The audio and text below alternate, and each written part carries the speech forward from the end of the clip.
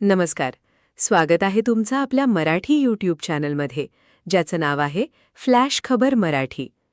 आजची घटना एका कुटुंबातली, पण इतकी गंभीर की नात्यांचा पाया हादरला. एका आईने स्वतःच्या सुनेवर हात उगारला आणि मग सुरू झाला आरोपांचा भडीमार. शेवटपर्यंत नक्की बघा. बाबा रागाने आईला म्हणाले, "सगळं झालं तरी तू आज काहीच बोलू नकोस. आज तू जे वागली आहेस ना, ते कुणालाही पटणार नाही." आई चिडून म्हणाली, "का तुम्ही एवढा सगळा बाऊ करताय? असं काही मोठं झालं नव्हतं. माझी आणि अधीराची थोडीशी झटापट झाली. ती माझ्या हातातून मोबाईल घेत होती, म्हणून मी तो हिसकावून घेतला आणि तिला दूर लोटलं. बस एवढंच. मला काय माहिती तिचा पाय तुटेल?" स्वानंदी शांत पण ठाम आवाजात आईला म्हणाली, "आई, तुला अजूनही वाटतंय का की तू चुकली नाहीस?" आई लगेच म्हणाली, "पण मी चुकीचं काय केलं?" त्यावर बाबा कठोरपणे म्हणाले, "अगं, तू तुझ्या सुनेवर हात उगारलायस. हा कायद्याने गुन्हा आहे.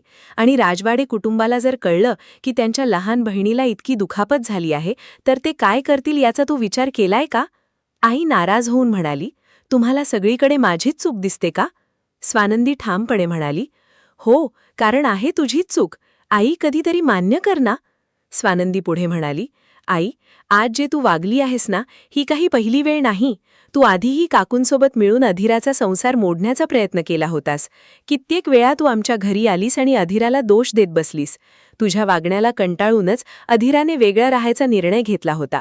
स्वानंदी पुढे म्हणाली, "तू माझ्या सासरी आलीस आणि तिथे तुझंच घर असल्यासारखी राहू लागलीस, ही सुद्धा चूकच होती.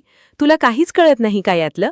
बाबा शांतपणे पण नाराज होऊन म्हणाले, "दरवेळी आम्हाला वाटतं की तू बदलशील, तुला तुझी चूक कळेल, पण प्रत्येक वेळी आम्ही फक्त कुटुंब म्हणून माफ करत आलो आणि आज तू सगळ्या मर्यादा ओलांडल्या आहेस."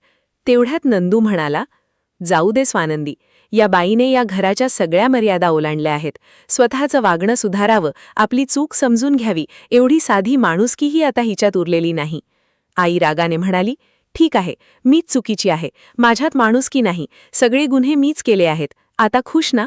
स्वानंदी तिला समजावत म्हणाली, "आई, खरंच तुझं चुकलं आहे. तुझ्या या वागण्यामुळे अधीराला दुखापत झाली आहे. आता तू आज जाऊन तिची माफी मागायला हवी." आई हट्टाने म्हणाली, "मी का माफी मागू? माझ्यामुळे काही झालेलं नाही. ती स्वतःच पडली." नंदू बाबांना म्हणाला, "जाऊ द्या, तसंही माफी मागितल्याने हिचा गुन्हा पुसला जाणार नाही. आजपर्यंत आपण हिला माफ करत आलो आणि त्याचे परिणाम तुम्ही पाहत आहात. यावेळी हिला तिच्या कर्माची शिक्षा मिळायलाच हवी." आई संतापून म्हणाली, "काय शिक्षा लावली आहे तुम्ही? मला जेलमध्ये पाठवायची एवढी घाई लागली आहे का? स्वानंदी, सांग तुझ्या बाबांना. एवढीच घाई असेल तर मला चौकात उभं करा आणि सगळ्यांसमोर फाशी द्या." त्यावर बाबा शांत पण ठाम आवाजात म्हणाले, "तुला काय शिक्षा द्यायची ते आता आम्ही ठरवणार नाही. ती शिक्षा अधीरा ठरवेल." तर तुम्हाला काय वाटतं? आई खरंच चुकली होती का? की ही सगळी परिस्थितीच तिच्या विरुद्ध गेली होती? अशी चूक माफ व्हायला हवी की शिक्षा मिळायलाच हवी? तुमचं मत आम्हाला नक्की सांगा. कमेंटमध्ये लिहा. आणि अशाच थरारक, मनाला भिडणाऱ्या कथा पाहण्यासाठी फ्लॅश खबर मराठीला आत्ताच सबस्क्राईब करा. व्हिडिओ आवडला असेल तर लाईक करा आणि आपल्या मित्रांपर्यंत शेअर करायला विसरू नका.